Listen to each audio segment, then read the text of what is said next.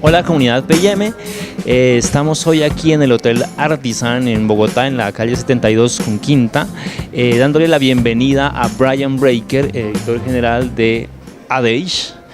Hi Brian, how are you? Yeah, I'm good. It's very nice to be here. It's nice to be talking to you. Okay. How are your Spanish lessons? Yo no hablo español. I'm sorry. I speak French. Je parle très bien français, mais pas español. I like that. Bueno, vamos a hablar un poco sobre cómo está el negocio de la publicidad en los Estados Unidos, sobre algún tema de lo que está sucediendo en Estados Unidos con la marca Nike y sobre el futuro de AdAge. Entonces, para arrancar, vamos a preguntarle a Brian. Brian, how is the business, the ad business in US? Yeah. Well, that's a very complicated question, and it depends on who you ask. The big holding company, right now in the United States, the stock market is it's at all-time highs.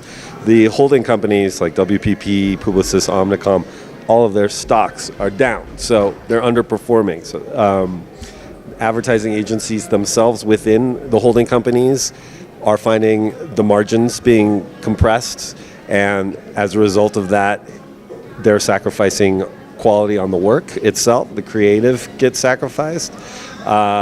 Meanwhile, it's a good time to be an independent agency. It's a good time to be a small agency.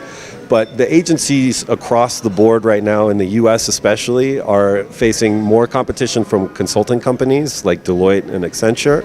They're facing more competition from PR firms.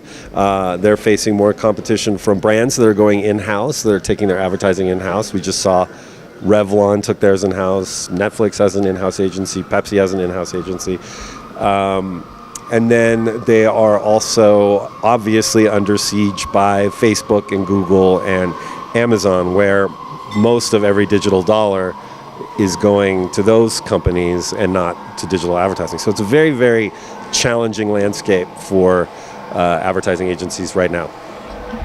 From advertising age or from AdAge, do you think it is expected a restructuration in the ecosystem of enterprises of advertising? I think a restructuring, is that what you're saying? I think that we are probably going to see some of that. I think the holding company model is breaking down, and they're adjusting the way that they are organized internally. We're seeing a lot of breaking down of the silos within the bigger companies. There was an unbundling several years back. So you had media separated from creative, separated from data and technology. You're seeing all of those individual resources being combined under one roof at agencies because they have to. They have to move faster. They have to use data better. They have to use tech better. And you are seeing that in the way the bigger agencies talk, and you're seeing that in the way that the newer agencies are evolving organically. And what ad people say about this, the consultancy firms like? Again, it depends on who you ask. You're seeing the agencies. So as you're seeing consultancies come in and buy advertising agencies or buy their way into advertising services, what they're not doing as well as the advertising agencies is the creative aspect of it. So they're getting in and helping companies and brands with brand transformation and helping solve problems. But if you talk to agencies, they are saying, well, we do that too. We already did that, or we're doing that more and more. We're acting as consultants just the way traditional consultancies have in the past, but we have the added bonus of being creative on top of it. So it's a mixed bag. I think that they are really under siege from the consultancies, but I also think you're seeing agencies talk more and more about, oh, we don't just make ads, we also help businesses solve their problems and create new products for them and figure out how to reorient them in the marketplace. We have this case of Colin Kaepernick and Nike.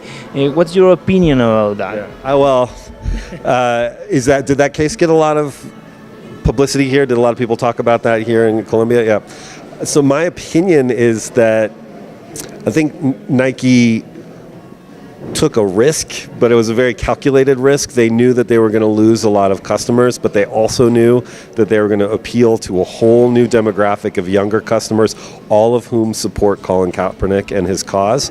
I think it really is a rare instance of a brand taking a stance on a very, very political topic and choosing a side and making a declarative statement.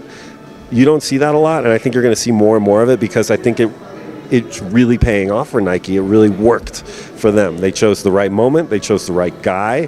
They chose the right way to do it. It was smart, and they are I believe, on the right side of history. So we talk a lot at AdAge about advertising, creating culture.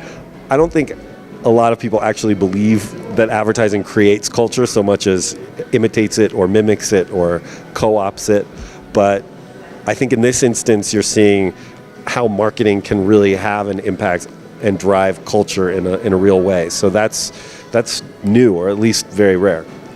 But do you think that is healthy or good for a brand to challenge the power institutions? I think that it's healthy if it works with the brand's DNA and the brand's core identity. I think if a brand chooses a very sensitive topic and takes a stand on it when it doesn't have anything to do with the brand, then it won't work.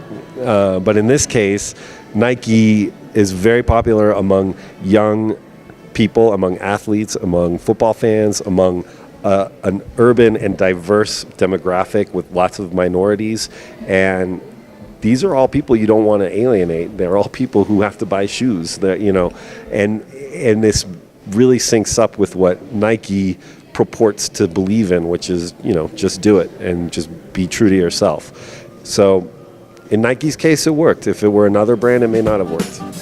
Okay, Brian, thank you for being with us in this interview. It was my pleasure. Thank you. Buenos tardes.